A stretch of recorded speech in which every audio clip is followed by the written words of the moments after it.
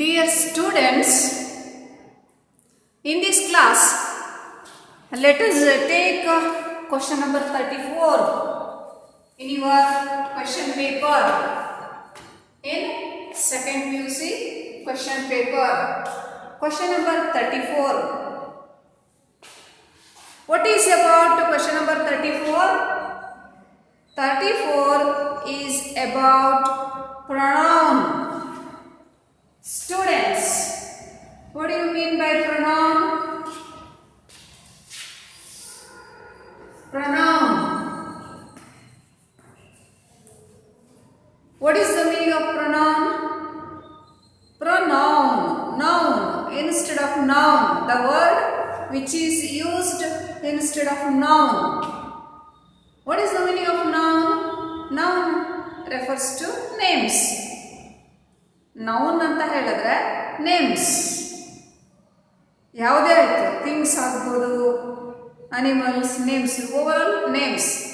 ಹೆಸರನ್ನು ಹೇಳಿದ್ರೆ ನಾವು ನೌನ್ ಅಂತ ಹೇಳ್ತೇವೆ. ಪ್ರೊನೌನ್ ಅಂತ ಹೇಳಿದ್ರೆ ಪಾರ್ಟ್ಸ್ ಆಫ್ ಸ್ಪೀಚಲ್ಲಿ ಬರುತ್ತೆ. ಪ್ರೊನೌನ್ ಅಂತ ಹೇಳಿದ್ರೆ actually we should not use names again and again. It looks very odd, awkward. ಪದೇ ಪದೇ ನಾವು ಹೆಸರನ್ನ ಬಳಸ್ತಾ ಇದ್ರೆ ಕೆಟ್ಟದಾಗಿ ಕಾಣುತ್ತೆ, ಯೂಸ್ ಮಾಡೋಕ್ಕಾಗಲ್ಲ. ಹಾಗಾಗಿ ನೇಮ್ಸ್ ಬದಲು ನಮಗೆ ಬೇರೆ ಶಬ್ದಗಳು ಬೇಕಾಗುತ್ತವೆ. ಆ ಶಬ್ದಗಳನ್ನು ನಾವು ಪ್ರೊನೌನ್ ಅಂತ ಕರಿತೀವಿ.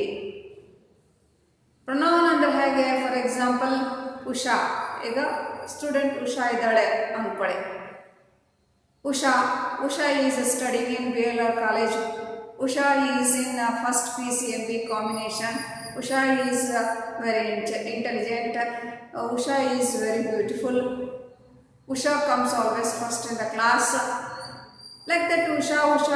If I use again and again Usha, then what happens? Yes, you become angry about that Usha. Ushan ಬಗ್ಗೆ ನಿಮಗೆ ಸಿಟ್ಟು ಬರುತ್ತಲ್ವ? What is this Usha? ಏನು ಅವಳು ಒಬ್ಬಳೇನೋ ಇರೋದು? ಏನು ಅವಳ ಹೆಸರನ್ನೇ ಅದಕ್ಕೆಲ್ಲ ಯೂಸ್ ಮಾಡ್ತಾರೆ. ಸೊ ಹೆಸರನ್ನು ಪದೇ ಪದೇ ಹೆಸರಿದೆ, ನಮ್ಮನ್ನು ಗುರುತಿಸ್ಲಿಕ್ಕೆ ಎಲ್ರಿಗೂ ಒಂದೊಂದು ಹೆಸರನ್ನು ಇಟ್ಟಿದ್ದೀವಿ. ಎಲ್ಲ ವಸ್ತುಗಳಿಗೂ ಒಂದು ಹೆಸರನ್ನು ಕೊಟ್ಟಿದ್ದೀವಿ ಗುರುತಿಸ್ಲಿಕ್ಕೆ. ಅದು ಹಾಗಂತ ಪದೇ ಪದೇ ಅದೇ ಹೆಸರು ಅಂತ. ಈಗ ಒಂದು ಪ್ಯಾರಾಗ್ರಾಫಲ್ಲಿ ಒಂದು ಸರಿ ಹೆಸರು ಪರಿಚಯ ಮಾಡಿಕೊಡ್ತೀವಿ, ಅವ್ರ ಬಗ್ಗೆನೇ ಮಾತಾಡ್ತಾ ಇದ್ದೀವಿ ಅಂತ ಅಂದರೆ ಆ ಹೆಸರನ್ನ ಬಿಡ್ತೀವಿ, ಬೇರೆ ಶಬ್ದಗಳನ್ನ ಉಪಯೋಗಿಸ್ತೀವಿ. ಹಾಗಾದ್ರೆ ಈಗ ಫಾರ್ ಎಕ್ಸಾಂಪಲ್ ಈಗ ಉಷಾ, ಪದೇ ಪದೇ ನಾನು ಉಷಾ ಅನ್ನೋ ಹೆಸರನ್ನ ಯೂಸ್ ಮಾಡಬಾರ್ದು. ಹಾಗಾದರೆ ನನಗಿನ್ನು ಏನೇನು ಅವಕಾಶಗಳಿದೆ ಉಷಾನ ಉಪಯೋಗಿಸ್ಬಾರ್ದಪ್ಪ?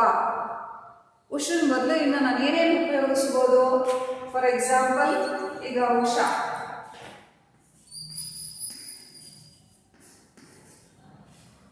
ಒಂದು ಸರಿ ಉಪಯೋಗಿಸ್ತೀನಿ, ಪರಿಚಯ ಮಾಡಿಕೊಡ್ತೀನಿ. ಆಮೇಲೆ ಆಕೆ ಬಗ್ಗೆ ಮಾತಾಡಬೇಕಂದ್ರೆ ನನಗೆ ಇನ್ಯಾವ ಶಬ್ದಗಳು ಸಿಗುತ್ತೆ? ಶಿ ಯೂಸ್ ಮಾಡ್ಬೋದು, ಆಯ್ತಾ?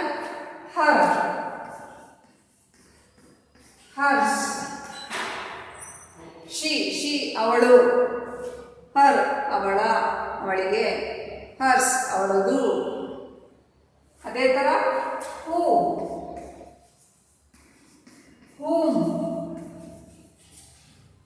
Whose,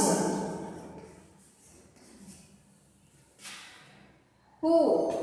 for example Usha is intelligent, who has ಅಂತ ಬರೆದಾಗ ಹೂ ಅನ್ನೋದು ಉಷನ್ ಬಗ್ಗೆ, ಹೂಮ್ ಅವಳ ಬಗ್ಗೆ, ಅವಳು. Usha is intelligent whom everybody likes, ಅವಳನ್ನು. ಹೂಸ್ ಅವಳದು. Usha rights neatly, whose handwriting is very nice, ಅವಳದು, ಅವಳ ಹ್ಯಾಂಡ್ ರೈಟಿಂಗ್. ಸೊ ಈ ಥರ ಬೇರೆ ವರ್ಡ್ಸನ್ನು ಯೂಸ್ ಮಾಡ್ಬೋದು. So what is a pronoun? Pronoun is a word which is used instead of noun. To avoid using name and again we can use other words. Those words we call them as pronoun or reference. For example, ಈಗ BLR college it is our college. ಒಂದ್ಸರಿ BLR college ಅಂತೀರ, ಆಮೇಲೆ ಏನಂತೀರ, it is our college. That is our college. That building is our college. That ಅಂತ reference. That ಅಂದ್ರೇನು BLR college. It ಅಂದ್ರೇನು BLR college. ಪದೇ ಪದೇ ನೇಮ್ಸ್ ಯೂಸ್ ಮಾಡೋ ಬದಲು ಆ ವರ್ಡ್ಸನ್ನು ಯೂಸ್ ಮಾಡ್ಬೋದು. ಸೊ ಈಗ ಉಷಾ ಗರ್ಲ್, ಸೊ ಈ ವರ್ಡ್ಸನ್ನು ಯೂಸ್ ಮಾಡ್ತೀವಿ. ಇನ್ ಕೇಸ್ ಬಾಯ್ ಇತ್ತು ಅಂತ ಅಂದ್ಕೊಳ್ಳಿ, ಬಾಯ್, ಆವಾಗ ಏನು ಯೂಸ್ ಮಾಡ್ತೀರಾ? In case boy, for example Kiran ಅಂತ ಇದೆ. ನಾನು ಕಿರಣನ್ನು ಮತ್ತೆ ಮತ್ತೆ ಯೂಸ್ ಮಾಡಬಾರ್ದು. ಹಾಗಾದರೆ ನನಗಿನ್ನು ಏನು ಅವಕಾಶಗಳಿದೆ ಕಿರಣ್ ಬದಲು ಯೂಸ್ ಮಾಡಲಿಕ್ಕೆ? ಕಿರಣ್ಗೆ ಹಿ ಯೂಸ್ ಮಾಡ್ಬೋದು, ಈಸ್ ಯೂಸ್ ಮಾಡ್ಬೋದು, ಹಿಮ್ ಯೂಸ್ ಮಾಡ್ಬೋದು, ಹೂಮ್, ಹೂಸ್ ಹೀಗೆ ಯೂಸ್ ಮಾಡ್ಬೋದು ಕಿರಣ್ ಬದಲು. ಹಿ ಅವನು, ಹಿಮ್ ಅವನನ್ನು, ಹಿಸ್ ಅವನ, ಹೀಗೆ ಯೂಸ್ ಮಾಡ್ಬೋದು. Students, here I have written one example.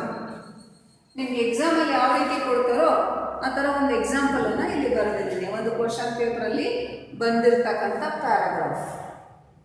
ಈ ಪ್ಯಾರಾಗ್ರಾಫನ್ನು ಎಲ್ಲಿಂದ ಚೂಸ್ ಮಾಡ್ತಾರೆ ಅಂತ ಹೇಳಿದ್ರೆ ನಮ್ಮ ಟೆಕ್ಸ್ಟ್ ಬುಕ್ಕಿಂದ ಚೂಸ್ ಮಾಡಲ್ಲ. ಯಾಕೆ ಹೇಳಿ? ನಮ್ಮ ಟೆಕ್ಸ್ಟ್ ಬುಕ್ಕು ನಿಮಗೆ ಪರಿಚಯ ಇರುತ್ತೆ. ಪಾಠ ಪದ್ಯಗಳನ್ನ ಎಲ್ಲವನ್ನೂ ಓದಿರ್ತೀರ ನೀವು, ಓದಿರೋದ್ರ ಬಗ್ಗೆ ಕೊಡಲ್ಲ. ಈ ಪ್ಯಾರಾಗ್ರಾಫ್ ಮೋಸ್ಟ್ಲಿ ನಿಮಗೆ ಪ್ಯಾಸೇಜ್, ಆ ಕ್ವಶನ್ ಪೇಪರಲ್ಲಿ ಪ್ಯಾಸೇಜ್ ಇರುತ್ತಲ್ಲ, ಆ ಪ್ಯಾಸೇಜ್ ಅಂತ ತಗೊಂಡು ಕೊಡ್ತಾರೆ. ಅಕಸ್ಮಾತ್ ಜನರಲ್ ಆಗಿ ಕೊಟ್ಟರು ಕೊಡ್ಬೋದು, ಎರಡೇ ಚಾನ್ಸಸ್. ಸೊ ಈ ಪ್ಯಾರಾಗ್ರಾಫ್ ಎಲ್ಲಿಂದ ಬರುತ್ತೆ? ಖಂಡಿತ ನಮ್ಮ ಟೆಕ್ಸ್ಟ್ ಬುಕ್ಕಿಂದ ಮಾತ್ರ ತಗೊಳ್ಳಲ್ಲ. ಯಾಕಂದರೆ ಪರಿಚಯ ಇರುತ್ತೆ, ನೀವು ಆನ್ಸರ್ ಮಾಡಿಬಿಡ್ತೀರ. ನೀವೇ ಅರ್ಥ ಮಾಡಿಕೊಂಡು ನೀವೇ ಆನ್ಸರ್ ಮಾಡಬೇಕು. ಸೊ ಆ ಥರದ್ದು ನಮ್ಮ ಕ್ವಶನ್ ಪೇಪರಲ್ಲಿ ಯಾವುದು ಇದೆ ಕ್ವಶನ್ ಅಂತ ಹೇಳಿದ್ರೆ ಪ್ಯಾಸೇಜ್, ಕ್ವಶನ್ ನಂಬರ್ 24 ಪ್ಯಾಸೇಜ್ ಅಂತ ತಗೊಂಡು ಕೊಡ್ತಾರೆ 90%. ಪ್ಯಾಸೇಜ್ ಇಲ್ಲ ಅಂತ ಹೇಳಿದ್ರೆ ಜನರಲ್ ಆಗಿ ಏನಾದರೂ ಕೊಡೋ ಚಾನ್ಸಸ್ ಇರುತ್ತೆ, ಬಟ್ ಹೆಚ್ಚು ಪ್ಯಾಸೇಜ್ ಅಂತಲೇ ಕೊಡ್ತಾರೆ. ಈಗ ಇಲ್ಲೊಂದು ಬರೆದಿದ್ದೀನಿ, ನಾನು ಒಂದು ಪ್ಯಾರಾಗ್ರಾಫನ್ನು ಬರೆದಿದ್ದೀನಿ. ಇಟ್ ಅಂಡರ್ಲೈನ್ ಆಗಿದೆ, ಹೂ ಅಂಡರ್ಲೈನ್ ಆಗಿದೆ, ದೇ, ವಿಚ್, ಈ 4 ಅಂಡರ್ಲೈನ್ ಮಾಡಿದ್ದೀನಿ. ಅಂಡರ್ಲೈನ್ ಮಾಡಿರೋ ಶಬ್ದಗಳು ಯಾವುದು? ಪ್ರೊನೌನನ್ನು ಅಂಡರ್ಲೈನ್ ಮಾಡಿರೋದು. ಈಗ ನಮಗೆ ಬೇಕಾಗಿರೋದೇನು? ಪ್ರೊನೌನ್ ಅಂಡರ್ಲೈನ್ ಆಗಿದೆ. ಈ ಪ್ರೊನೌನನ್ನು ಯಾವ ನೇಮಿಗೆ ಯೂಸ್ ಮಾಡಿರೋದು? ಕ್ವಶನ್ ಅರ್ಥ ಆಯ್ತಾ? ಫಾರ್ ಎಕ್ಸಾಂಪಲ್ ಇಟ್ ಅನ್ನೋದು ಪ್ರೊನೌನ್. ಇಟ್ ಅಂತ ಯೂಸ್ ಮಾಡಿದ್ದೀವಲ್ಲ, ಈ ಪ್ರೊನೌನನ್ನು ಯೂಸ್ ಮಾಡಿದ್ದೀವಲ್ಲ, ಇದರ ನೌನ್ ಫಾರಮ್ ಏನು? ನೌನ್ ಫಾರಮ್ ಅಂದರೆ ಏನರ್ಥ? ಇಟ್ ಅಂತ ಯೂಸ್ ಮಾಡಿದ್ದೀವಲ್ಲ, ಇದರ ಮೂಲ ಹೆಸರೇನು? ಯಾವಾಗಲೂ ನಮಗೆ ಹೆಸರನ್ನು ಮೊದಲು ಪರಿಚಯ ಮಾಡಿಕೊಡ್ತಾರೆ, ಆಮೇಲೆ ನಾವು ಆ ಹೆಸರನ್ನು ಉಪಯೋಗಿಸೋದಲ್ಲೇ ಪ್ರೊನೌನ್ಗೆ ಹೋಗ್ತೀವಿ, ಬೇರೆ ಬೇರೆ ಶಬ್ದಗಳನ್ನ ಉಪಯೋಗಿಸ್ತೀವಿ. ಸೊ ಹೆಸರನ್ನು ಮೊದಲು ಹೇಳಿಬಿಟ್ಟು ಆಮೇಲೆ ಪ್ರೊನೌನನ್ನು ಬಳಸೋದು. ಈಗ ಇಟ್ ಅಂಡರ್ಲೈನ್ ಆಗಿದೆ ಅಂತ ಹೇಳಿದ್ರೆ ಇಟ್ ಅಂದರೆ ಏನು, ಅದು ಯಾರ ಬಗ್ಗೆ ನಿಮಗೆ ಉತ್ತರ ಬೇಕು ಅಂತ ಹೇಳಿದ್ರೆ ನೀವು ಇದರ ಹಿಂದಿನ ಸಾಲಿಗೆ ಬರಬೇಕು. ಇದರ ಹಿಂದಿನ ಸಾಲು ಅಂದರೆ ಇದು. ಈಗ ಇದಕ್ಕೆ ಉತ್ತರ ಬೇಕು ಅಂತ ಹೇಳಿದ್ರೆ ನೀವು ಇಟ್ ಅನ್ನೋದಕ್ಕೆ ಉತ್ತರ ಬೇಕು ಅಂತ ಅಂದಾಗ ನೀವು ಈ ಸಾಲಿಗೆ ಬರಬೇಕು. ಯಾಕೆ ಹೇಳಿ? ಇಟ್ ಅಂತ ಏಕ್ದಮ್ ಬಳಸಲ್ಲ. ಇಟ್ ಅನ್ನೋದು ಏನು ಅಂತ ಹೇಳಿಬಿಟ್ಟು ಆಮೇಲೆ ಸೆಕೆಂಡ್ ಟೈಮ್ ಅದ್ರ ಬಗ್ಗೆನೇ ಹೇಳಬೇಕಾದ್ರೆ ಇಟ್ ಅಂತ ಯೂಸ್ ಮಾಡೋದು. ಪರಿಚಯ ಮಾಡಿಕೊಡ್ದಲ್ಲ ಆ ಥರ ಬಳಸಲ್ಲ. ಈಗ ಉಷಾ ಅಂತ ಪರಿಚಯ ಮಾಡಿಕೊಡ್ದಲ್ಲ ನಾನು ಶಿ ಅಂತ ಯೂಸ್ ಮಾಡಲ್ಲ. ಉಷಾ ಅಂತ ಪರಿಚಯ ಮಾಡಿಕೊಟ್ಟ ಮೇಲೆ ಶಿ, ಹರ್ ಅಂತ ಯೂಸ್ ಮಾಡೋದು. ಸೊ ನಮಗೆ ಶೀಗೆ ಉತ್ತರ ಬೇಕು ಅಂತ ಹೇಳಿದ್ರೆ ನಾವು ಹಿಂದಕ್ಕೆ ಬರಬೇಕು, ವಾಪಸ್ಸು ಬರಬೇಕು, ಅದರ ಹಿಂದಿನ ಸಾಲಿಗೆ ಬರಬೇಕು, ಅಲ್ಲಿ ಆ ಹೆಸರನ್ನು ಬಳಸಿರ್ತಾರೆ. ಅರ್ಥ ಆಯ್ತಾ? ಈಗ ಇದಕ್ಕೆ 4 ಮಾರ್ಕ್ಸ್ ಇರುತ್ತೆ. 4 ಪ್ರೊನೌನ್ಗೆ ಅಂಡರ್ಲೈನ್ ಮಾಡಿರ್ತಾರೆ, 4 ಕಡೆ ಅಂಡರ್ಲೈನ್ ಆಗಿರುತ್ತೆ, ಇಲ್ಲ ನಂಬರ್ ಹಾಕಿರ್ತಾರೆ, 1 2 3 4 ಅಂತ ನಂಬರ್ ಹಾಕಿರ್ತಾರೆ, ಎಲ್ಲ ಅಂಡರ್ಲೈನ್ ಮಾಡಿರ್ತಾರೆ. ಕೆಳಗಡೆ ಅದರ ಲಿಸ್ಟು ಕೊಟ್ಟಿರ್ತಾರೆ, 1 2 3 4 ಅಂತ ಕೊಟ್ಬಿಟ್ಟು 4 ಅಂಡರ್ಲೈನ್ ಆಗಿರೋ ವರ್ಡ್ಸನ್ನು ಪ್ರೊನೌನನ್ನು ಲಿಸ್ಟ್ ಮಾಡಿ ಕೊಟ್ಟಿರ್ತಾರೆ. ನೀವು 4 ಮಾರ್ಕ್ಸ್ ತುಂಬ ಸುಲಭವಾಗಿ ಬರುತ್ತೆ, ಸುಲಭವಾದ ಕ್ವಶನ್ ಇದು. ಅಲ್ಲೇ ಕೂತ್ಕೊಂಡು ತೆಗಿತಕ್ಕಂಥದ್ದು, ಇದಕ್ಕೆ ಬಯಾಟ್ ಇಲ್ಲ, ಸ್ಪೆಲ್ಲಿಂಗ್ ಪ್ರಾಕ್ಟೀಸ್ ಇಲ್ಲ, ಏನೂ ಇಲ್ಲ, ಅಲ್ಲೇ ಕೂತ್ಕೊಂಡು ಮಾಡ್ತಕ್ಕಂಥ ಆನ್ಸರ್. 4ಕ್ಕೆ 4 ತೆಗಿಯತಕ್ಕಂಥ ಚಾನ್ಸಸ್ಸು ಬಹಳಷ್ಟು ಇರುತ್ತೆ. ಇಂಥ ಕ್ವಶನನ್ನು ನಾವು ಮಿಸ್ ಮಾಡ್ಕೋಬಾರ್ದು. ಈಗ ಫಾರ್ ಎಕ್ಸಾಂಪಲ್ ಒಂದು ಸರಿ ಓದ್ಕೊಂಬಿಡೋಣ, ಈ ಪ್ಯಾರಾಗ್ರಾಫಲ್ಲಿ ಏನಿದೆ ಒಂದು ಸರಿ. 4 ಮಾರ್ಕ್ಸ್ ತಾನೆ, 4 ಮಾರ್ಕ್ಸಿನ ನಮ್ಮ ಟೆಕ್ಸ್ಟ್ ಬುಕ್ಕಿನ ಒಂದು ಕ್ವಶನ್ ಆನ್ಸರ್ ಮಾಡಬೇಕು ಅಂದರೆ ಕಡಿಮೆ ಅಂದರೆ 8ರಿಂದ 10 ನಿಮಿಷ ಬೇಕು ನಮಗೆ. ಒಂದು ಲಾಂಗ್ ಆನ್ಸರ್, ಒಂದು ಸಮ್ಮರಿ ನೀವು ಬರಿತೀರಾ ಅಂತ ಅಂದರೆ 8ರಿಂದ 10 ನಿಮಿಷ ತೊಗೊಂಡಿರ್ತೀರ. ಸೊ ಇದಕ್ಕೂ 4 ಮಾರ್ಕ್ಸ್ ಇದೆ. ಸೊ ನೀವು ಅಷ್ಟೇ 8 ನಿಮಿಷ, 7 8 9 ನಿಮಿಷ ಇಷ್ಟು ಟೈಮನ್ನು ತಗೋಬೋದು ಧಾರಾಳವಾಗಿ. ಒಂದೆರಡು ಸರಿ 3 ಸರಿ ಓದ್ಕೊಳ್ಳೋಣ. ನೋಡಿ ಏನಿದೆ. Guyana is a small country. It has the people of Indian ancestry who form nearly 50% of its population. The Dutch landed there. They settled permanently. In 1834, slavery was abolished, which became a boon to the slaves. ಒಂದು ಸರಿ ಅಲ್ಲ, 2 ಸರಿ ಓದ್ಕೊಳ್ಳಿ. Guyana is a small country. It underline ಆಗಿದೆ. ಈಗ ಮತ್ತೆ ವಾಪಸ್ it ಅಂತ ಬಂದ ತಕ್ಷಣ ಇಟ್ ಅಂದರೆ ಯಾವುದು ಕೇಳ್ತೀವಿ? ಅವನಿಗೆ ಹೇಳಲ್ಲ, ಅವಳಿಗೂ ಹೇಳಲ್ಲ. ಇಟ್ ಅಂತ ಹೇಳಿದ್ರೆ ಥಿಂಗ್ಸಿಗೆ ಹೇಳ್ತೀವಿ. isn't it?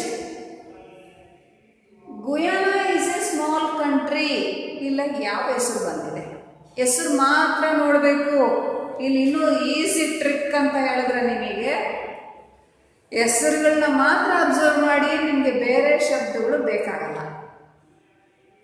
ನಾವು ಹುಡುಕ್ಬೇಕಷ್ಟೇ, ಇಲ್ಲಿ ಹೆಸರನ್ನ ಹುಡುಕ್ಬೇಕು. ನಿಮ್ಮ ಕೆಲಸ ಆ ಸೆಂಟೆನ್ಸಲ್ಲಿ ಯಾವ್ದು ಹೆಸರಿದೆ ಅದನ್ನು ಹುಡುಕಬೇಕು. ಭಾಳ ಈಸಿ ವರ್ಕ್.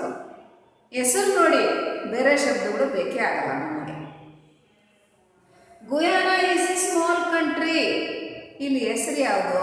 ಗುಯಾನಾ ಅಂತ ಇದೆ, ಕಂಟ್ರಿ ಅಂತ ಇದೆ. ಸೊ ಇಲ್ಲಿ ನೇಮ್, ಎಕ್ಸಾಕ್ಟ್ ನೇಮ್ ಏನು ಅಂತ ಹೇಳಿದ್ರೆ ದಿಸ್ ಒನ್, ಗುಯಾನಾ. ನೀವು ಪ್ಯಾರಾಗ್ರಾಫ್ ಎಲ್ಲ ಕನ್ಫ್ಯೂಸ್ ಮಾಡ್ಕೋಬಾರ್ದು. ಅಂಡರ್ಲೈನ್ ಮಾಡಿದಾರಲ್ಲ ಅದರ ಹಿಂದಕ್ಕೆ ಬರಬೇಕಷ್ಟೇ. So it refers to Guyana. Answer ನೀವಿಷ್ಟೇ ಬರಬೇಕು. ನಿಮ್ಮ ಎಕ್ಸಾಮಲ್ಲಿ ಈ ರೀತಿ ಕೊಟ್ಟಿರ್ತಾರೆ. ಫಸ್ಟ್ ಅಂದರೆ ಫಸ್ಟ್ ಅಂಡರ್ಲೈನ್ ಆಗಿರೋದು, ಸೆಕೆಂಡ್ ಥರ್ಡ್ ಫೋರ್ತ್ ಅಂಡರ್ಲೈನ್ ಆಗಿರೋದು, ಈ ಥರ ಲಿಸ್ಟ್ ಕ್ವಶನ್ ಕೆಳಗಡೆ ಇರುತ್ತೆ. ನೀವು ಜಸ್ಟ್ ಎಕ್ಸಾಮ್, ನೀವು ಕ್ವಶನ್ ಪೇಪರಲ್ಲಿ 34 ಅಂತ ಬರ್ಕೊಳ್ಳಿ. 34 ಬರ್ಕೊಂಡು ಈ ಥರ ಬರ್ಕೊಳ್ಳಿ. ಕೆಳಗಡೆ ಬರ್ತಿರ್ತಾರೆ, ಅದು ಮಾತ್ರ ಬರ್ಕೊಳ್ಳಿ, ಇದನ್ನೇನು ಬೇಡ. ಈ ಥರ ಬರ್ಕೊಳ್ಳಿ, ಆನ್ಸರ್ಸ್ ಬರೀತಾ ಹೋಗಬೇಕು ಪ್ರತಿಯೊಂದಕ್ಕೂ. ಮತ್ತು ಯಾವುದೇ ಕಾರಣಕ್ಕೂ ನೀವು ಸೆಂಟೆನ್ಸ್ ಬರಿಬಾರ್ದು. ಒಂದು ಸಿಂಗಲ್ ವರ್ಡ್ ಆನ್ಸರ್ ಆಗಿ ಬರಿಬೇಕು ಮಾತ್ರ. ಆ ಹೆಸರು ಯಾವುದು ಅಂತ ಬರಿಬೇಕು. ನೀವು ಸೆಂಟೆನ್ಸ್ ಎತ್ಕೊಂಡು ಬರಿಬಾರ್ದು. ಇರೋದೇ 4 ಸೆಂಟೆನ್ಸಲ್ಲಿ. ಅವ್ರು ಕೇಳ್ತಿರೋದು ಸೆಂಟೆನ್ಸ್ ಅಲ್ಲ, ನೇಮ್ ಕೇಳ್ತಾ ಇದ್ದಾರೆ. ನೇಮ್ ಅನ್ನೋದು ಒಂದು ಸಿಂಗಲ್ ವರ್ಡ್ ಇರುತ್ತೆ ಅಷ್ಟೇ, ಸೆಂಟೆನ್ಸ್ ಆಗಿರಲ್ಲ. ಅಲ್ಲಿ ಹೆಸರು ಎತ್ಕೋಬೇಕು. So it refers to Guyana. Next, it has the people of Indian ancestry who ಅಂತ ಇದೆ. ಮುಂದಕ್ಕೆ ಹೋಗ್ಬೇಡಿ, ಆನ್ಸರ್ ಹಿಂದಕ್ಕೆ ಬನ್ನಿ. ಹೂ ಅವರು, ಯಾರು ಅಂತ ತಾನೆ. ಯಾರು ಅಂದರೆ ಇಲ್ಲಿ ಯಾರ ಹೆಸರು ಬಂದಿದೆ? ಇಲ್ಲಿಂದ ಹಿಂದಕ್ಕೆ ಬನ್ನಿ. ಹೂ ಪೀಪಲ್. ಪೀಪಲ್ ಅಂದರೆ ಹೆಸರು ಬಂದಿರೋದು. People of Indian ancestry. ನೀವು ಬೇಕಾದರೆ ಇಷ್ಟು ಬರೀಬೋದು. People of Indian ancestry, this is the answer. ನಿಮ್ಗೆ ಇನ್ನೂ ಒಂದು ಈಸಿ ಮೆಥಡ್ ಏನು ಗೊತ್ತಾ? ಸಾಮಾನ್ಯ WH ವರ್ಡ್ ಅಂಡರ್ಲೈನ್ ಮಾಡಿದ್ದಾರೆ ಅಂದರೆ, WH ವರ್ಡ್ ಅಂದ್ರೇನು? ಹೂ, ವಾಟ್, ವೇರ್, ವಿಚ್, ಹೂಸ್, ಇದೆಲ್ಲ WH ಕ್ವಶನ್ ವರ್ಡ್ಸ್ ಇದೆಯಲ್ಲ. WH ವರ್ಡ್ ಅಂಡರ್ಲೈನ್ ಆಗಿದೆ ಅಂತ ಹೇಳಿದ್ರೆ 99% ಏನಂದರೆ ಅದರ ಹಿಂದಿನ ಶಬ್ದನೇ ಆನ್ಸರ್. WH ವರ್ಡ್ ಯೂಸ್ ಮಾಡ್ತಾ ಇದ್ದಾರೆ ಅಂದರೆ ನೇಮ್ ಆದ ತಕ್ಷಣ ಹೂ ಅಂತ ಹಾಕ್ತಾರೆ, ನೇಮ್ ಆದ ತಕ್ಷಣನೇ ವಿಚ್ ಅಂತ ಹಾಕ್ತಾರೆ. ಸೊ WH ವರ್ಡ್ ಅಂಡರ್ಲೈನ್ ಆಗಿದೆ ಅಂದರೆ ಬಹಳ ಸುಲಭ, ಅದರ ಹಿಂದಿನ ಶಬ್ದನೇ ಆನ್ಸರ್. ಸೊ ಈಗ ಹೂ ಅಂಡರ್ಲೈನ್ ಮಾಡಿದ್ದಾರೆ, ಹೂಗೆ ಆನ್ಸರ್ ಏನು ಅಂತ ಹೇಳಿದ್ರೆ ಪೀಪಲ್ ಆಫ್ ಇಂಡಿಯನ್ ಆನ್ಸಿಸ್ಟ್ರಿ. ನೀವು ಬರೀ ಇಂಡಿಯನ್ ಆನ್ಸಿಸ್ಟ್ರಿ ಅಂತ ಬರೆದ್ರೆ ತಪ್ಪಾಗತ್ತೆ, ಅದಕ್ಕೆ ಮಾರ್ಕ್ಸ್ ಸಿಗಲ್ಲ. ಪೀಪಲ್ ಅನ್ನೋದು ಸೇರ್ಕೋಬೇಕಾದ್ರೆ ಜೊತೆನಲ್ಲಿ. ಇಂಡಿಯನ್ ಆನ್ಸಿಸ್ಟ್ರಿ ಅಂತ ಹೇಳಿದ್ರೆ ಅದಕ್ಕೆ ಉತ್ತರ ಅಲ್ಲ. ಅದು ಸಾಮಾನ್ಯ ಈ ಥರ ಆಫ್ ಆಫ್ ಅಂತ ಬಂದಿದೆ ಅಂದರೆ ಇದು ಪೂರ್ತಿ ಬರಬೇಕು. ಆಫ್ ಅಂತ ಬಂದರೆ ಏನು ಮಾಡಬೇಕು ನೀವು? ಅದರ ಹಿಂದಿನ ಶಬ್ದ ಮುಂದಿನ ಶಬ್ದ ಎರಡೂ ಸೇರ್ಕೊಂಡಿರುತ್ತೆ. People of Indian ancestry. So who, people, people of Indian ancestry ಪೂರ್ತಿ ಬರೀಬೇಕು. People of Indian ancestry. So ಇದು ನಿಮಗೇನು ಅರ್ಥ ಆಗಲೇಬೇಕು ಅಂತ ಏನಿಲ್ಲ. ಇಲ್ಲೂ ಒಂದು ತಿಳ್ಕೊಳ್ಳಿ, ನನಗೆ ಅರ್ಥನೇ ಆಗಲ್ಲ, ಓದೋಕ್ಕೆ ಬರಲ್ಲ, ಏನೂ ಗೊತ್ತಾಗ್ತಿಲ್ಲ ಅಂತ ನೀವು ಆ ಥರ ಏನು ತಿಳ್ಕೊಬೇಡಿ. ಜಸ್ಟ್ ಕೆಲವು ಟೆಕ್ನಿಕ್ ಯೂಸ್ ಮಾಡಿದ್ರೂ ಅರ್ಥ ಆಗುತ್ತೆ. Next, who form nearly 50% of its population. The Dutch landed there. ದೈ ಬಂದ್ವಿ, ಮೂರನೇದಕ್ಕೆ ಬಂದ್ವಿ. ಈಗ ದೈ ಅಂದ ತಕ್ಷಣ ಅದರ ಹಿಂದಿನ ಸಾಲು ಇದು.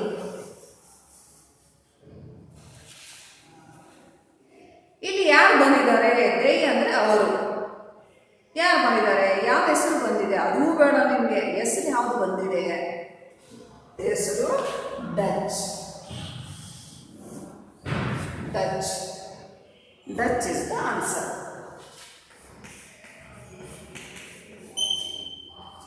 Dutch is the answer. They settled permanently. In 1834, slavery was abolished. Which underline ಆಗಿದೆ? ನಾನು ನಿಮ್ಗೆ ಏನಂತ ಹೇಳಿದೆ? WH ಅಂಡರ್ಲೈನ್ ಆಗಿದ್ರೆ ಅದರ ಹಿಂದಿನ ಶಬ್ದನೇ ಆನ್ಸರ್ ಅಂತ ಹೇಳಿ. Okay, which. ಅಬಾಲಿಷ್ಡ್ ಹೆಸರಲ್ಲ, ಹೆಸರಲ್ಲ ಆಯ್ತಾ? ಹೆಸರು ಹೇಳಬೇಕು. ಹಿಂದಿನ ಶಬ್ದ ಅಂದ ತಕ್ಷಣ ಬಂದಿದ್ದೆಲ್ಲ ಉತ್ತರ ಆಗಲ್ಲ, ನೇಮ್ ಆಗಬೇಕು. ಹಿಂದಕ್ಕೆ ಬನ್ನಿ, ವಿಚ್ ಇದೆ, ಅಬಾಲಿಷ್ಡ್ ಇದು ವರ್ಬ್, ಹೆಸರು ಯಾವುದು? Slavery. Slavery is the answer. Answer slavery. ಯಾಕೆ ಸ್ಲೇವರಿ ಚೂಸ್ ಮಾಡಿದ್ವಿ ಹೇಳಿ? ವಿಚ್ ಅಂತ ಇದೆ, ಇದರ ಹಿಂದಿನ ಶಬ್ದ ತಗೊಳ್ಳಿ. ಅಬಾಲಿಷ್ಡ್ ಅನ್ನೋದು ವರ್ಬ್, ಹೆಸರಲ್ಲ. ಅದು ವಾಸ್ ಅನ್ನೋದು ಹೆಸರಲ್ಲ, ಹೆಸರು ಅನ್ನೋದು ಸ್ಲೇವರಿ. Slavery answer.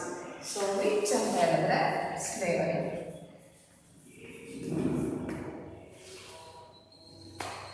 ಈ ಥರ 4 ಮಾರ್ಕ್ಸ್ ನಿಮಗೆ ಖಂಡಿತ ಬಂದೇ ಬರುತ್ತೆ.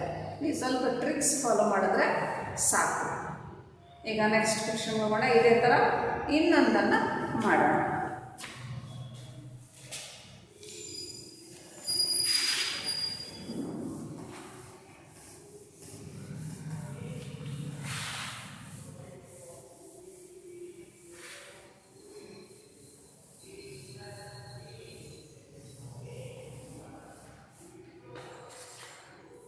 ನೆಕ್ಸ್ಟ್ ಒನ್, ನಾನು ನಿಮಗೆ ಟೆಕ್ಸ್ಟ್ ಬುಕ್ಕಿಂದನೇ ಒಂದು ಕೊಡ್ತೀನಿ. ನಿಮ್ಗೆ ಅವಾಗ ತುಂಬ ಈಸಿ ಆಗುತ್ತೆ. ಟೆಕ್ಸ್ಟ್ ಬುಕ್ಕಲ್ಲಿ ಅಂದರೆ ಕತೆ ಗೊತ್ತಿರುತ್ತಲ್ಲ, ಜೊತೆಗೆ ನಿಮಗೆ ಸ್ಟೋರಿನೂ ಅಭ್ಯಾಸ ಆದಂಗೆ ಆಗುತ್ತೆ. ಟೆಕ್ಸ್ಟ್ ಬುಕ್ಕಿಂದನೇ ಕೊಡ್ತೀನಿ, ನೋಡೋಣ ಮಾಡಿ ಅದನ್ನು. The criminal was kept in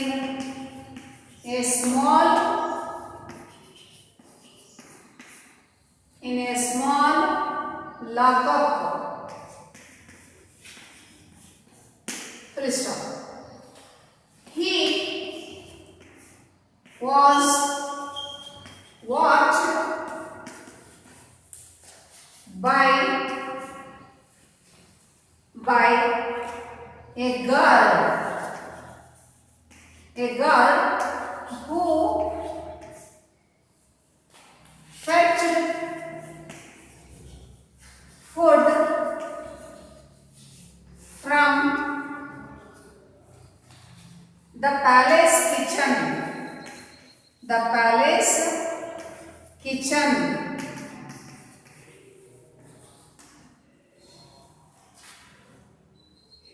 Palace kitchen. The king of Monaco. The king of Monaco was worried about expenses.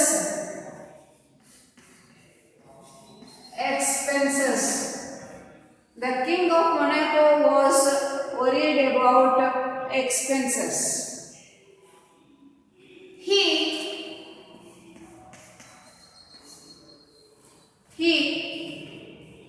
asked the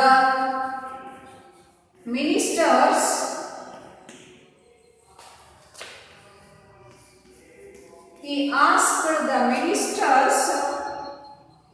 to reduce the expense.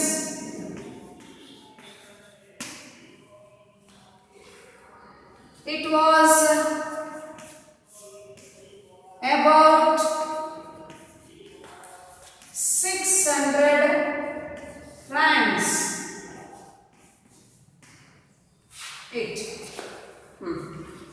ಈಗ ಸ್ಟೂಡೆಂಟ್ಸ್ ನೀವು 4 ಶಬ್ದಗಳನ್ನ ಒಂದು ಲಿಸ್ಟ್ ಮಾಡ್ಕೊಳ್ಳಿ. ಮೊದಲನೇದು ಬರ್ಕೊಳ್ಳಿ. ಯಾವುದು ಫಸ್ಟ್ ಅಂಡರ್ಲೈನ್ ಆಗಿರೋದು? ಹಿ ಬರ್ಕೊಳ್ಳಿ. ನಂಬರ್ 1 ಹಿ ಬರ್ಕೊಳ್ಳಿ. Next number 2 who. Number 3 he. Number 4 it. ನಿಮಗೆ ಪಾಠ ಗೊತ್ತಿದೆ, ಟು ಡಿಯರ್ ಈ ಲೆಸನಲ್ಲಿ ಬರುತ್ತೆ. ಸ್ಟೂಡೆಂಟ್ಸ್ ನೀವೇ ಓದ್ಕೊಂಡು ಆನ್ಸರ್ ಮಾಡಿ.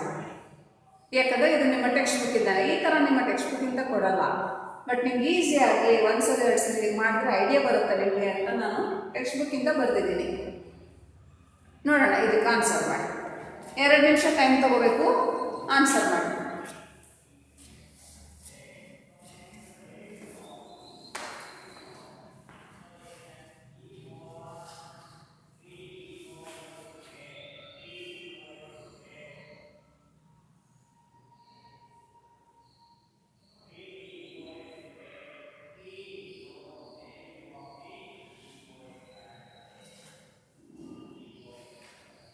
The criminal was kept in a small lockup. He was watched by a guard who fetched food from the palace kitchen. The king of Monaco was worried about expenses. He asked the ministers to reduce the expense. It was about 600 francs. ಈಗ ಮೊದಲನೇದೇನು? he. The criminal was kept in a small lockup. he. ಈಗ he ಅಂದ ತಕ್ಷಣ ಅದರ Indian ಸೆಂಟೆನ್ಸಿಗೆ ಬನ್ನಿ. ಅಲ್ಲಿ he ಅಂದರೆ ಅವನು. ಯಾರ ಹೆಸರು ಬಂದಿದೆ ನೋಡಿ. he ಅಂದರೆ ಇದೆಯಲ್ಲ. ಈಗ ನೀವು ಅದು ಉತ್ತರ ಬೇಕು ಅಂತ ಹೇಳಿದ್ರೆ ಈ ಸೆಂಟೆನ್ಸ್ಗೆ ಬರಬೇಕು. ಉತ್ತರ ಈ ಸೆಂಟೆನ್ಸ್ ಅಲ್ಲಿ ಇರುತ್ತೆ. ಹಿ ಅಂದ್ರೆ ಒಬ್ಬನ ಹೆಸರು. ಯಾರು? The criminal was kept in a small lockup. Answer the criminal. The criminal is the answer. Lockup ಬರಲ್ಲ. ನಮಗೆ ಲಾಕಪ್ ಬೇಕಿತ್ತು ಅಂತ ಹೇಳಿದ್ರೆ ಇಟ್ ಅಂತ ಯೂಸ್ ಮಾಡಬೇಕು. ಲಾಕಪ್ಗೆ ಹಿ ಅಂತ ಯೂಸ್ ಮಾಡಲ್ಲ. ಆಯ್ತಾ? ಸೊ ಒನ್ ಯಾವುದು he equals criminal.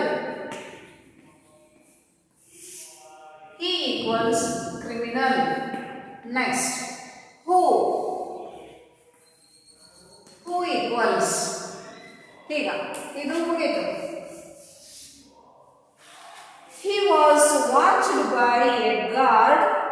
ಹಂಗಂತ ನೀವು ಸೆಂಟೆನ್ಸ್ ಬಿಡಬಾರ್ದು, ಹಾಗೆ ಮುಂದಕ್ಕೆ ಓದ್ಕೊಂತ ಬನ್ನಿ. he was watched by a guard who ಇದಕ್ಕೆ ಆನ್ಸರ್ ಬೇಕು.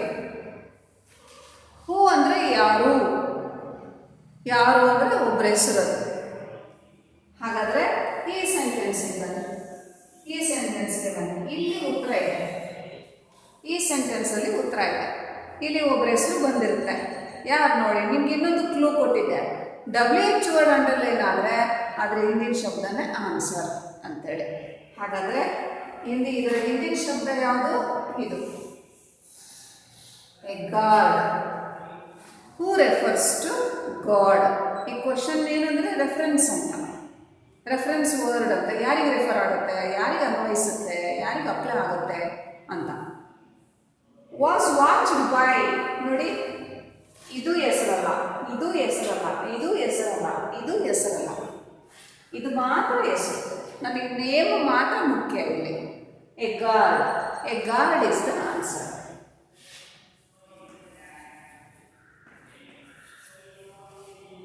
Who fetched food from the palace kitchen?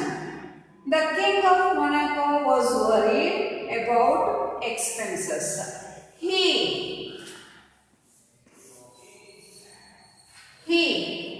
word underline ಆಗಿದೆ. ಮೂರನೇದು he. ಮತ್ತೆ ನೀವು ಈ ತರ ಕನ್ಫ್ಯೂಸ್ ಆಗಬೇಡಿ. he ಅಂತ ಇಲ್ಲಿ ಆಲ್ರೆಡಿ ಬಂದಿದೆ, ಹೀಗಾದ್ರೆ ಕ್ರಿಮಿನಲ್ ಆಗಿದೆ. ಹಾಗಾದ್ರೆ ಇಲ್ಲಿ ಇನ್ನೊಂದು ಸರಿ ಹೀ ಬಂತು, ಇದಕ್ಕೂ ಕ್ರಿಮಿನಲ್ಲೇ ಆಗ್ಬಿಡುತ್ತೆ ಅಂತ. ಆ ಥರ ಏನು ಕನ್ಫ್ಯೂಸ್ ಆಗಬೇಡಿ ನೀವು. ಆದರೆ ಹಿಂದಿನ ಸೆಂಟೆನ್ಸಲ್ಲಿ ಯಾರ ಹೆಸರು ಬರುತ್ತೆ ನೋಡಿ, ಅವ್ರು ಹಾಕ್ತಾರೆ ಅದಕ್ಕೆ ಉತ್ತರ. ಈ ಹೀ ತಗೊಂಡಾಗೆ ನೀವು ಇಲ್ಲಿಗೆ ಕಂಪೇರ್ ಮಾಡಬಾರ್ದು, ಆಯ್ತಾ? ಈಗ ನಿಮ್ಮ ಆನ್ಸರ್ ಎಲ್ಲಿರುತ್ತೆ ಅಂತ ಹೇಳಿದ್ರೆ, ಹೀ ಇಲ್ಲದೆ ತಾನೆ ಇದರ ಹಿಂದಿನ ಸೆಂಟೆನ್ಸಿಗೆ ಬನ್ನಿ. ಹಿಂದಿನ ಸೆಂಟೆನ್ಸ್ ಅಂದರೆ ಇದು. ಇದರಲ್ಲಿ ಯಾರ ಹೆಸರಿದೆ ಅಂತ ನೋಡಿ. ಹೀ ಅಂದರೆ ಅವನು. ಯಾರದು, ಯಾರ ಹೆಸರು ಬಂದಿದೆ ನೋಡಿ. ಎಕ್ಸ್ಪೆನ್ಸ್ ಅಂದರೆ ಇಟ್ ಅಂತ, ಅದು ಹೆಸರಾಗಲ್ಲ. ಅಂದರೆ ವ್ಯಕ್ತಿ ಹೆಸರಾಗಲ್ಲ. ಇದು ಹೆಸರಲ್ಲ, ಇದು ಹೆಸರಲ್ಲ. ಕಿಂಗ್ ಆಫ್ ಮೊನಾಕೋ, ಇದು answer. The king of Monaco answer. he means the king. The king of Monaco. The king of Monaco is the answer. king ಅಂತ ಬರೆದ್ರು ಸರಿ, ಇಲ್ಲ ದ ಕಿಂಗ್ ಆಫ್ ಮೊನಾಕೋ ಪೂರ್ತಿ ಬರೆದ್ರು ಸರಿ. The king is the answer. Next, he asked the ministers to reduce the expenses. it underline ಆಗಿದೆ. It ಅಂದರೆ ಅದು, ವ್ಯಕ್ತಿ ಹೆಸರಲ್ಲ. ಇದು ಒಂದು ವಸ್ತುವಿನ ಹೆಸರಾಗಬೇಕು, ಬೇರೆ ಆಗಬೇಕು, ವ್ಯಕ್ತಿಗಳಾಗಲ್ಲ. ಇಟ್ ಅಂದರೆ ಅದು. ಹಾಗಾದರೆ ಈ ಲೈನ್ಗೆ ಬನ್ನಿ. ಹಿಂದಿನ ಲೈನಲ್ಲಿ ಆಸ್ಕಡ್ ಹೆಸರಲ್ಲ, ದ ಹೆಸರಲ್ಲ. ಮಿನಿಸ್ಟರ್ಸ್ ಬರುತ್ತೆ ಹೆಸರು, ಆದರೆ ಮಿನಿಸ್ಟರ್ಸ್ ಅಂತ ಮತ್ತೆ ಇಟ್ ಅನ್ನಲ್ಲ ನಾವು. ಮಿನಿಸ್ಟರ್ಸ್ಗೆ ದೈ ಅಂತ ಯೂಸ್ ಮಾಡಬೇಕಷ್ಟೆ. ಟು ಹೆಸರಲ್ಲ, ರೆಡ್ಯೂಸ್ ಹೆಸರಲ್ಲ, ಎಕ್ಸ್ಪೆನ್ಸ್. ಇಟ್ ಅಂದರೆ ಎಕ್ಸ್ಪೆನ್ಸ್, ಖರ್ಚು. It refers to 4. It refers to expense. Expense is the answer. ಅರ್ಥ ಆಯ್ತಾ? ಈಗ ನಿಮಗೆ ಒಂದೊಂದು ಸೆಂಟೆನ್ಸಲ್ಲಿ ಎರಡೆರಡು ಹೆಸರುಗಳು ಬಂದ್ಬಿಡುತ್ತೆ. ಫಾರ್ ಎಕ್ಸಾಂಪಲ್ ಮಿನಿಸ್ಟರ್ಸು ಇದೆ, ಎಕ್ಸ್ಪೆನ್ಸು ಇದೆ. ನಾನು ಯಾವುದನ್ನು ತಗೋಬೇಕು ಆಗ ಅಂದಾಗ ನೀವು ಇಟ್ ಅಂದರೆ ವ್ಯಕ್ತಿಗಳ ಹೆಸರಾಗಲ್ಲ. ಮಿನಿಸ್ಟರ್ಸ್ ಅಂದ್ರೇನು, ವ್ಯಕ್ತಿಗಳ ಹೆಸರಾಗುತ್ತೆ. ಇಟ್ ಅಲ್ಲ ಅದು. ಅದನ್ನು ಬಿಟ್ಟರೆ ಇನ್ನೊಂದಿದೆ ಎಕ್ಸ್ಪೆನ್ಸ್. ಹಾಗಾದರೆ ಇದಕ್ಕೆ ಆನ್ಸರ್ ಎಕ್ಸ್ಪೆನ್ಸ್. ಈ ಥರ ಕನ್ಫ್ಯೂಸ್ ಆದಾಗ ನೀವೇನು ಮಾಡಬೇಕು, ಎರಡೆರಡು ಹೆಸರುಗಳು ಬಂದುಬಿಡುತ್ತವೆ, ಅವಾಗ ಕನ್ಫ್ಯೂಸ್ ಆಗುತ್ತೆ ನಮಗೆ ಅಂದಾಗ ಏನು ಮಾಡಬೇಕು, ಇಲ್ಲಿಂದ ಒಂಚೂರು ಮುಂದಕ್ಕೆ ಓದ್ರಿ. ಇಟ್ಟಾದ್ಮೇಲೆ ಏನಿದೆ ಅಂತ ಓದ್ಕೊಳ್ಳಿ. ಇಟ್ ವಾಸ್ ಅಬೌಟ್ 600 francs ಅಂದರೆ ಇದು ಎಕ್ಸ್ ಎಕ್ಸ್ಪೆನ್ಸ್. ಮಿನಿಸ್ಟ್ರ್ ಅಲ್ಲ, ಇದು ಎಕ್ಸ್ಪೆನ್ಸ್. ಖರ್ಚು. ಖರ್ಚು ಅಂದರೆ ಅವರ ಕರೆನ್ಸಿನಲ್ಲಿ. ಅವರ currency Fronx currency 600. So it ಅಂದರೆ ಆ್ಯಕ್ಚುಲಿ ಎಕ್ಸ್ಪೆನ್ಸ್ ಅಂದರೆ 600 ಫ್ರಾಂಕ್ಸ್ ಅಂತ ಅರ್ಥ. ಸೊ ಇಟ್ಗೆ ಯಾವುದು ಎಕ್ಸ್ಪೆನ್ಸ್. ಸೊ ಸ್ಟೂಡೆಂಟ್ಸ್, ಇದೇ ಥರ ಇನ್ನೊಂದು ಬರೆದು ತೋರಿಸ್ತೀನಿ, ಮಾಡಿ.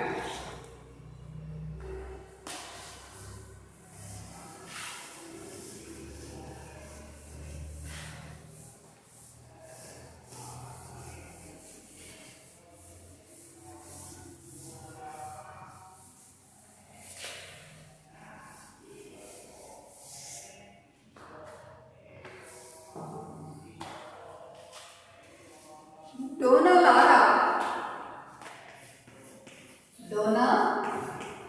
ಲಾರಾ ನಾನು ಹೇಳ್ತಾ ಇದ್ದಾಗ ನೀವು ನಿಮ್ಮ ನೋಟ್ಬುಕ್ಕಲ್ಲಿ ಬರೀತಾ ಹೋಗಿ, ನಿಮ್ಗೆ ಈಸಿ ಆಗುತ್ತೆ ಮತ್ತು ಸ್ಟೋರಿನೂ ಅರ್ಥ ಆಗುತ್ತೆ. Dona Laura entered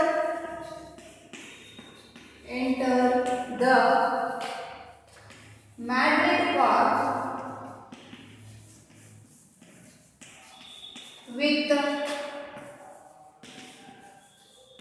her maid Petra. Donna Lara entered the Madrid park with her maid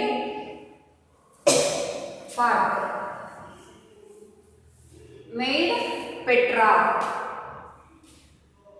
She brought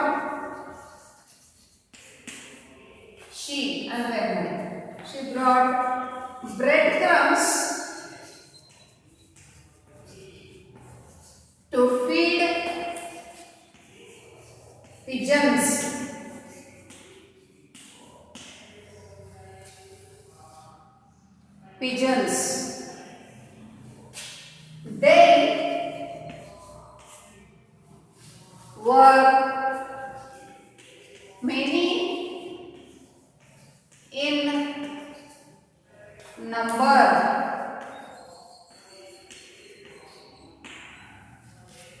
They were many in number. Don Gonzalo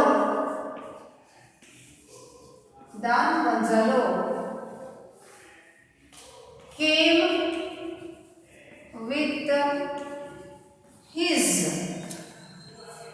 servant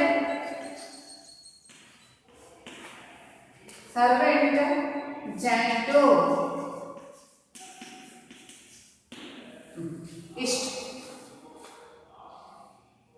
Donna Lara entered the Madrid park with her maid Petra.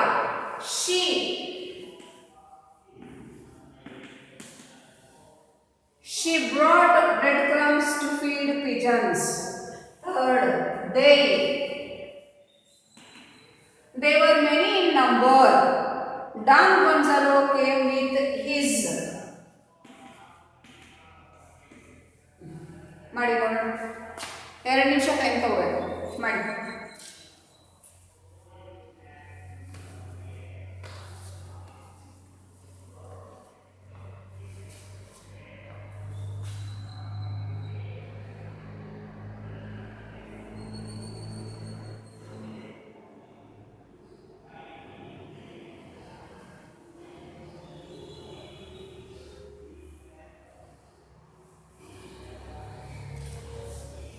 Donna Lara entered the Madrid park with her maid Petra.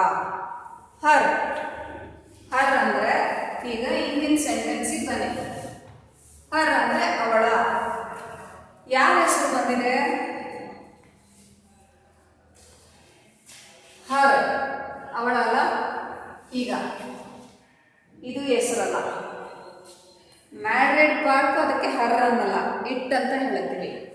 ಇದು ಹೆಸರಲ್ಲ, ಹೆಸರು ಇದು Dona Laura. Answer is Dona Laura. Her ಅಂದರೆ Dona Laura. Dona Laura is the answer.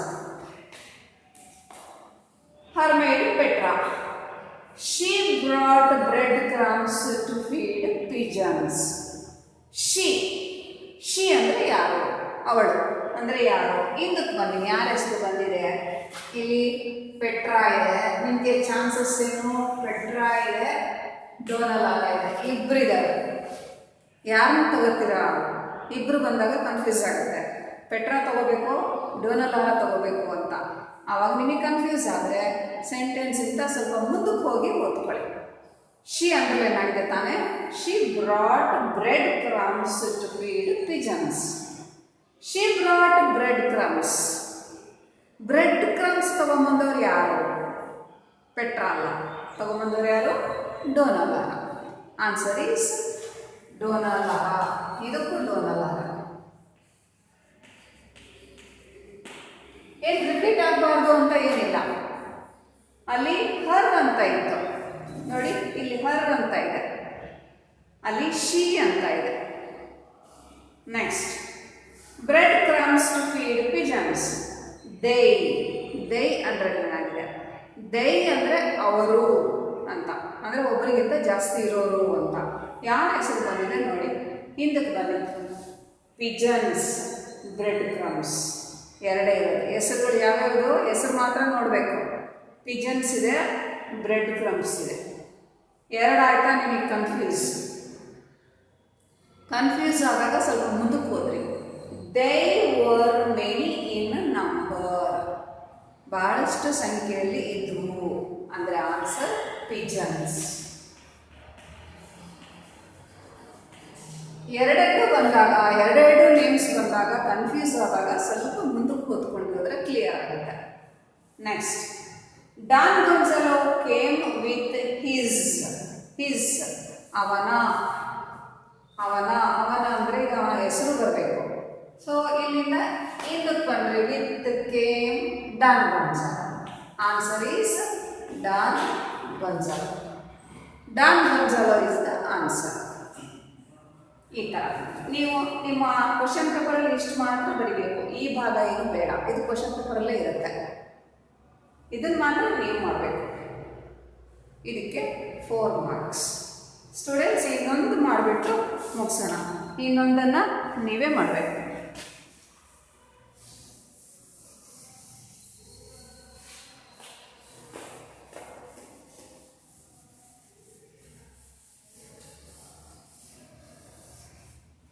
ಬರ್ಕೊಳ್ಳಿ. Next, third one.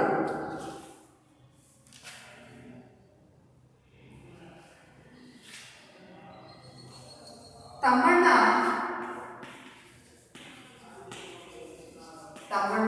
ಯಾವ ಪಾಠ ಇದು? The gardener. Tamanna and Basavayya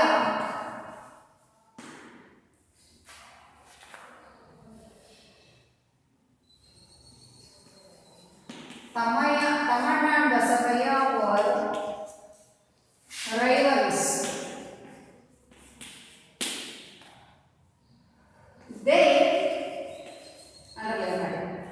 They purchased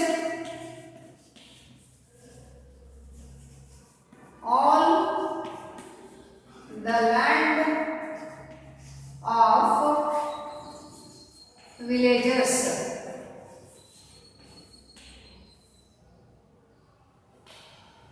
All the villagers. Tamanna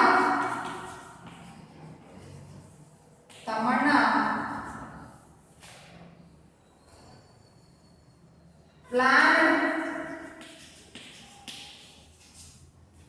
to destroy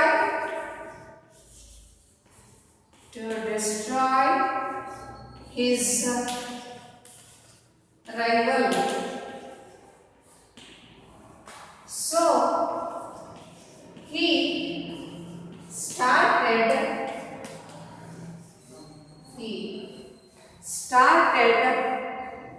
writing ballads and sing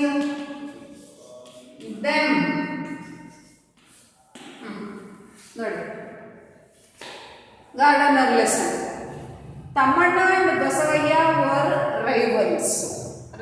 ಶತ್ರುಗಳು. They purchased all the land of villages.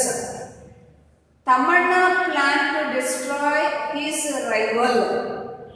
So he started writing ballads and sing them. So underline ಆಗಿರೋದನ್ನೆಲ್ಲ ಬರ್ಕೊಳ್ಳಿ. They. Next, his. Next, he.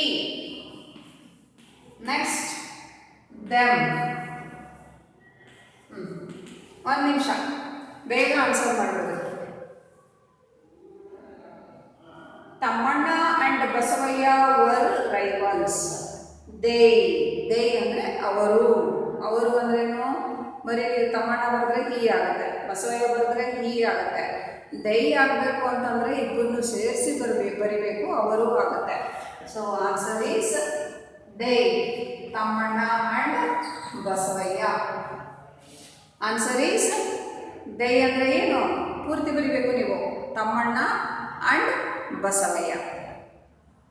Next, so answer is Tammanna and Basavaya. This is the answer.